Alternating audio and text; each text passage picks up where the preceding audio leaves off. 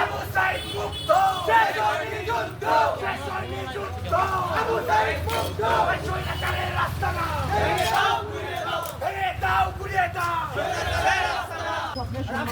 Officer ছেড়ে দিবে না, সম্মানীয় আপনাদের অফিসে একটা কথা বলি, তবে আপনার বলে আমাদের কিছু আমি আর অফিস শুনব না। দল আওয়ামী লীগের সংসদে বৈধতা দিয়েছে, বৈধতা দেওয়ার জন্য আপনারা যে সংসদের প্রথম বিরোধী দল, আপনারা তো এটা অনুশোচনা হয় না। 1400 লাশ গেছে, কত মানুষ আহত, কত মায়ের বুক খালি হয়েছে, কতকে অন্ধ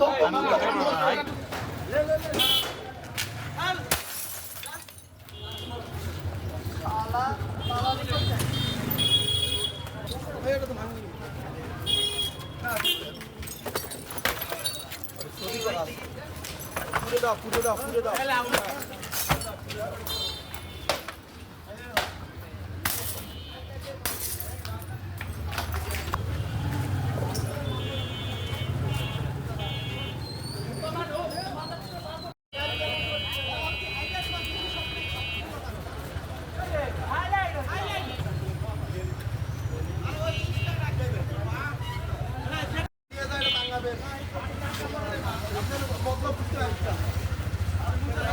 উনি একটা অ্যাডভোকেট, ওনার রুমে নাকি এগুলো দোষরেদের ছবি।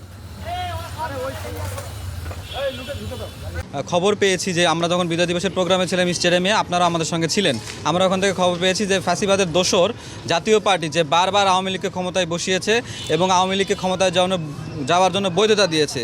আর এই জাতীয় পার্টি এখনও পর্যন্ত বাংলাদেশে থেকে সে ভারতের তাবেদারি করছে, সে ভারতের দাসত্ব এই বাংলাদেশে কায়েম করার বারবার চেষ্টা করছে। আমরা খবর পেয়েছি যে তারা এখানে গোপন বৈঠকে বসেছিল আওয়ামী লীগের এজেন্ডা বাস্তবায়ন করার জন্য, দেশকে অস্থিতিশীল করার জন্য। আপনারা জানেন বিগত দিনে আমাদের জাতীয় যে নেতৃবৃন্দের মধ্যে একজন ওসমান হাদি, তার উপর যে হামলা হয়েছে, ঠিক একই প্রক্রিয়ায় আপনারা জানেন যে ভারত থেকে ভারতের যে ফ্যাসিস্ট সরকারের দোসর হাসিনা, সেই হাসিনা বারবার হুমকি দিয়ে দিচ্ছে যে বাংলাদেশের যারা জুলাই যোদ্ধা যারা রয়েছে এবং জুলাইয়ের সপক্ষের শক্তি যারা রয়েছে তাদেরকে হামলা করার জন্য, তাদেরকে দেশকে অস্থিতিশীল করার জন্য।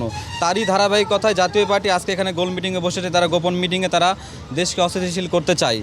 সেই খবর পেয়ে আমরা এখানে এসেছি, তাদের এই মিছিলকে আমরা পণ্ড করেছি। আমাদের খবর পেয়ে, আমাদের এখানে আসার খবর পেয়ে তারা এখান থেকে দ্রুত পালিয়ে যায়। সবাই জানি যে জাতীয় পার্টি কিভাবে আওয়ামী লীগের সাথে একসাথে সংসদে বসে অবৈধ সংসদকে বৈধতা দিয়েছে এবং আওয়ামী লীগের বি টিম হিসেবে এখনও পর্যন্ত কাজ করে যাচ্ছে। এবং সম্প্রতি আমরা লক্ষ্য করেছি যে শেখ হাসিনা যখন ফাঁসির রায় হয়েছে, তখন এই জাতীয় পার্টির মহাসচিব থেকে শুরু করে প্রত্যেকটা নেতাকর্মী তারা 1400 লাশের বিনিময়ে যতটা দুঃখ প্রকাশ করেনি, তার চাইতে বেশি আহত হয়েছে খুনি ফ্যাসিস্ট শেখ হাসিনার ফাঁসির রায়ের জন্য। এরকম একটা দল আমাদের বাংলাদেশে কোনোভাবে রাজনীতি করার মতন ইখতিয়ার রাখে না। সেখান থেকে নওগাঁর আমরা সবসময় রাজপথে ছিলাম এবং নওগাঁতে জাতীয় পার্টি কার্যক্রম চলবে, এই জিনিসটা আমরা কখনো হতে দিব না। নওগাঁর মাটি জুলাই গণ অভ্যুত্থানে আমাদের ভাইদের রক্তে রঞ্জিত হয়েছে। এই রক্তে আমরা বেঁচে থাকতে কখনোই আর আওয়ামী লীগের ফ্যাসিস্ট স্বৈরাচারী খুনি হাসিনার দল হোক বা তাদের সহযোগী হোক, তাদেরকে আমরা কোনোভাবে রাজনীতি করতে দিব না।